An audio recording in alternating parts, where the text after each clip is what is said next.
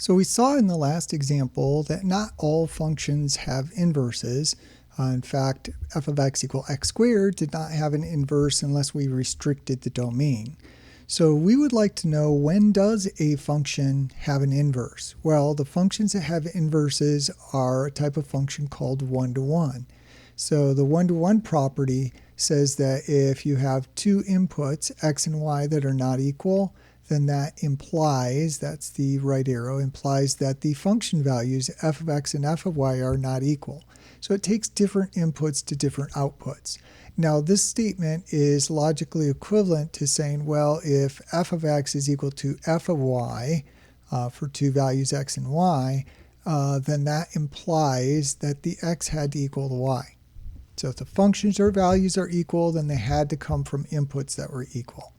So, and then of course the one-to-one functions are the ones that have inverses.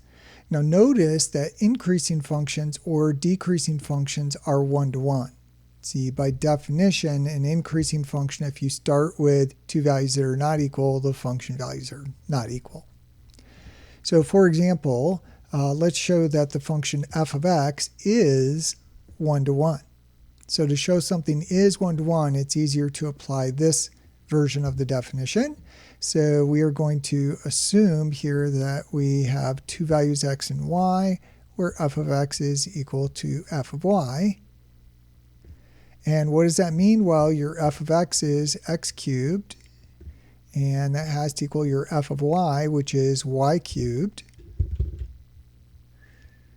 And then we want to show that x equals y here, so we'll take cube roots on both sides. So the cubed root of x cubed is equal to the cubed root of y cubed. And cube root of x cubed is x, and the cube root of y cubed is y. There's only one cubed root, remember. So we started with two function values that were equal. We showed that the inputs had to be equal. That's this condition. So that's a proof, actually, that the function x cubed is one-to-one. Next example, well, is f of x equal 2 minus x to the fourth? Is that one-to-one? Well, you see this even exponent on the x to the fourth, and remember, if you take a positive or a negative number and put it in there, you're going to get the same value here. So notice here that negative 1 is not equal to positive 1, so I picked a number and its opposite, but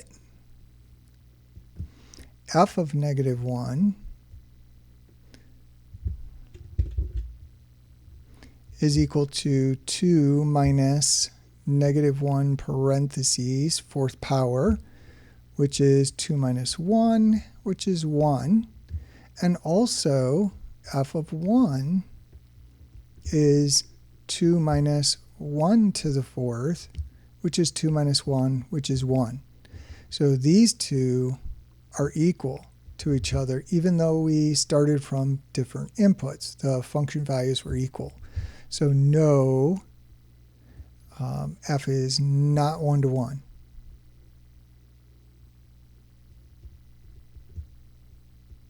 So you only have to find one exception, one example to show it's not one-to-one, because this condition says whenever. So that's saying for every pair that are not equal, the function values are not equal. Okay, well, we found one pair that was not equal and the function values did equal. So you find one exception, it's not one-to-one.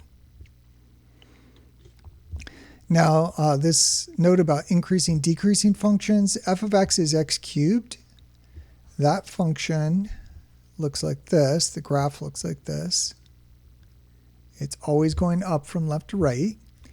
And if you pick two values that are not equal to each other, like 1 and 2, if you go up to the function values, 1 cubed is 1, and 2 cubed is 8. So 2 is greater than 1. Well, f of 2 here has to be greater than f of 1. That's by definition of increasing function. So different x values go to different f of x values. That always happens for increasing or decreasing functions. So they are always one-to-one. They always have inverses. So the inverse for X cubed is the cubed root.